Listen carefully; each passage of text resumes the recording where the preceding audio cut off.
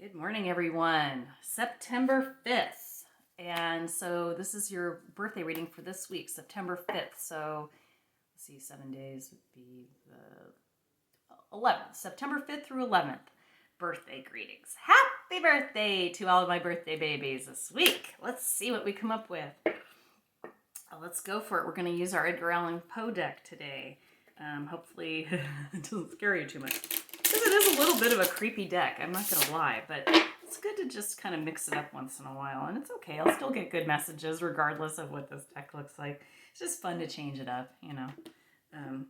I would love to get some new cards soon, some other cards, not just tarot cards, maybe some other intuitive spirit cards, they call them, or guide cards. They just have messages on them, not so much symbols. Sometimes there's actual words or animals or whatever that lead you into these. You know, you could use a regular deck of cards and write stuff on each card if you wanted to do this. It's not exactly what I would call a magical thing. It's just tapping into an ability that we all have. We all have it. Anyway, all right, so the deck is shuffled well. I'm going to go ahead and ask the spirits and ancestors and guides and energies to give me cards today for my birthday babies for September 5th week. So here we go. All right, spirits, ancestors, guides. Give us some cards. Whoa, off comes one right off. Oh, several right off the bat. Let's see what else we got today. Interesting. These are cards we haven't seen in a while. Okay. Ooh. This looks to be an exciting birthday year for you, all you guys, in the week of September 5. I think you're all Virgos, I believe. Ooh, you guys are difficult people. That's been my experience. I don't know anything about astrology. Well, I can't say I don't know anything. I don't know a lot.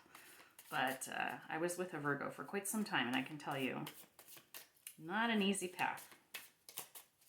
But I love all signs. I love all people. All lives matter, right? in the astrology world. I'm sorry, I don't mean to diminish an important cause. Please don't take that the wrong way.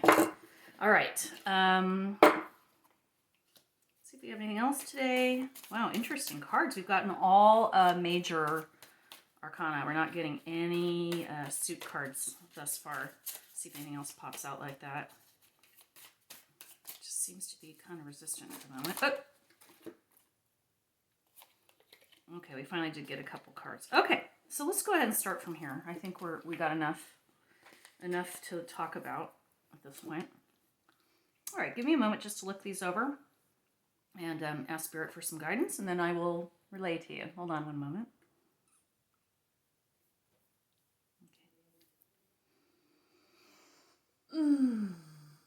Okay, here we go. Justice. First card you got was the Justice card. That is an energy of, how do I say this? And we've gotten this card before, but justice has to do with it's finally tipping in your favor. Things are finally coming around. Karma's finally paying off for you.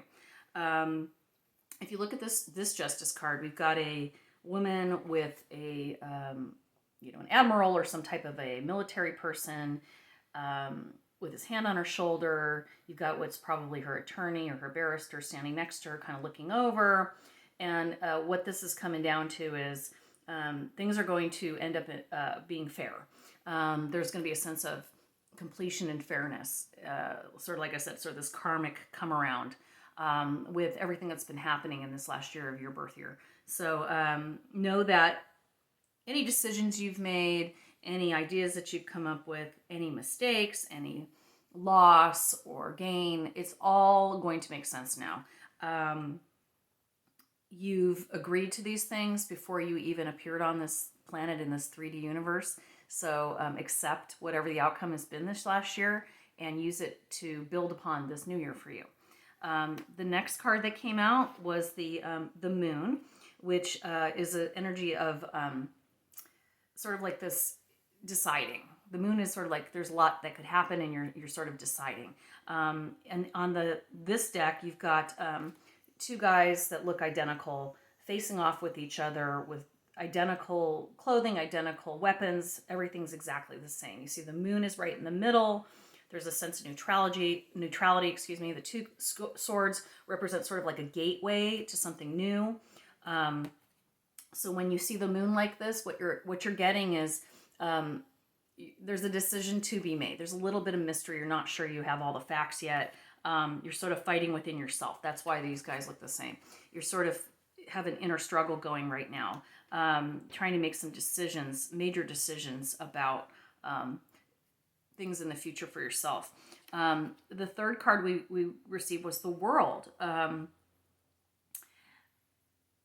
which, interesting. You know, this card, it's showing a knight moving forward. There's the sun rising in the background. You can see the sunrise. There's a castle. There's the ocean. There's a lot of possibility. He could go towards more of a family life, more of a ruling sort of idea. He can go towards, you know, being a sailor. He can ride his horse around. You know, there's like 100 choices for him.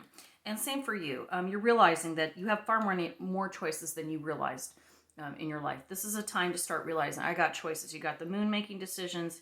You've got the world ahead of you. Let's go ahead and look at the clarifying cards with these so it makes more sense to you. So we mentioned this sense of fairness and karmic return. And then the card that came out with this, which is terrific, is the Chariot. So the Chariot represents winning, this sense of strategy or building up your toolbox to be ready for a challenge. And so when I say that there's this karmic payoff, it's going to work for you. It's going to absolutely tip in your favor. Whatever you've done this year and whatever you've built in the last year or even in your life, it's all going to come to fruition now. You're at that point. And the Chariot's also a spiritual card. It has 7 energies. So it also has to do with looking within yourself and realizing that you're the one responsible for these things. And it's funny because the card of the day I picked earlier today had to do with that sort of self-sufficiency, getting out of your own way. So I'm going to say that, yes, this is your year. This is your time to shine. This is your time for your comeuppance, so to speak. Let's see what else we got here. So we talked about the moon and this needing to make some decisions.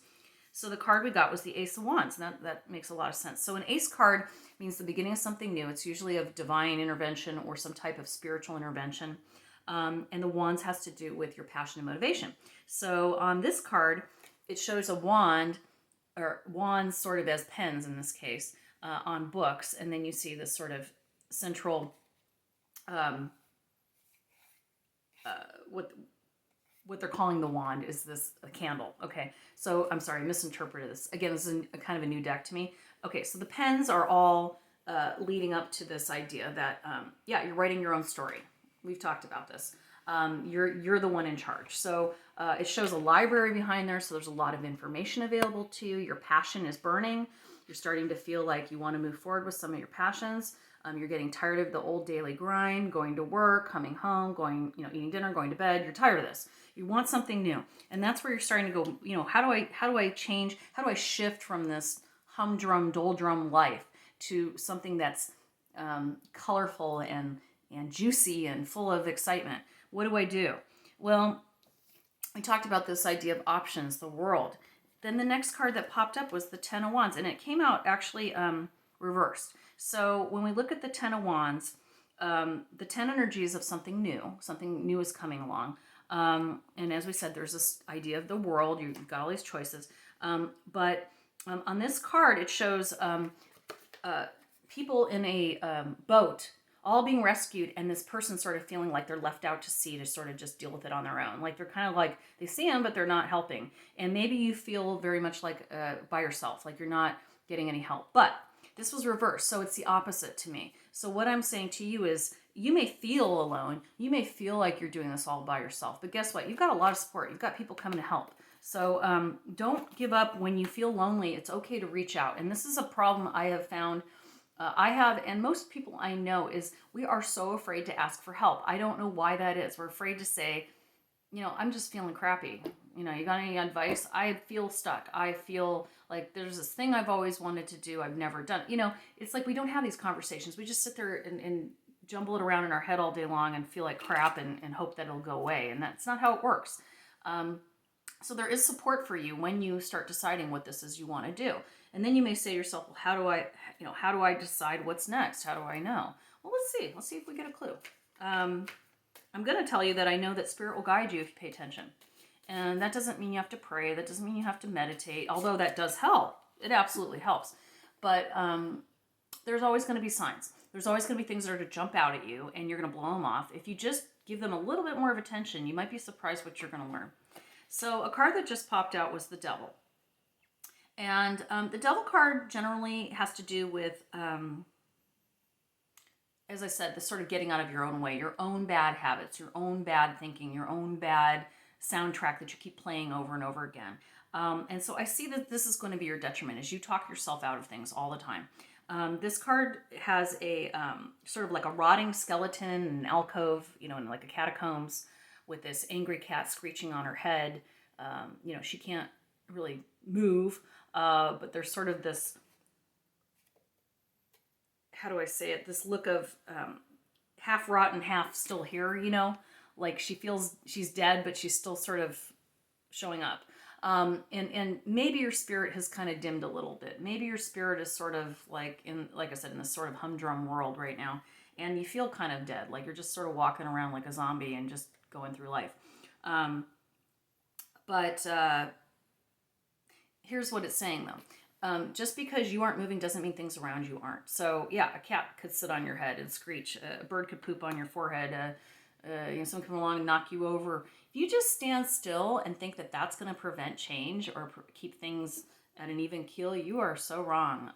Energy keeps moving, and not doing anything is the same as doing something. Just like not answering somebody is an answer.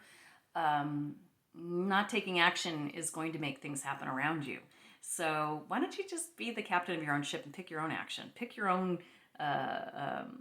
outcome, rather than waiting for it to happen to you, waiting for life to happen to you. Why don't you make life happen? Alrighty, so kind of an intense message, but I think you don't have to do this for your birthday to know that these are all things that are helpful to us in everyday life. So I really hope that this is the happiest birthday year for you yet. I want you to have a wonderful day, take good care of yourself and this week, and enjoy your birthday. Make sure you let everybody know it's your birthday and tell them they need to celebrate with you, because boy, aren't you happy to be here? I am. All right. I love you all. Mwah. Happy birthday. Bye.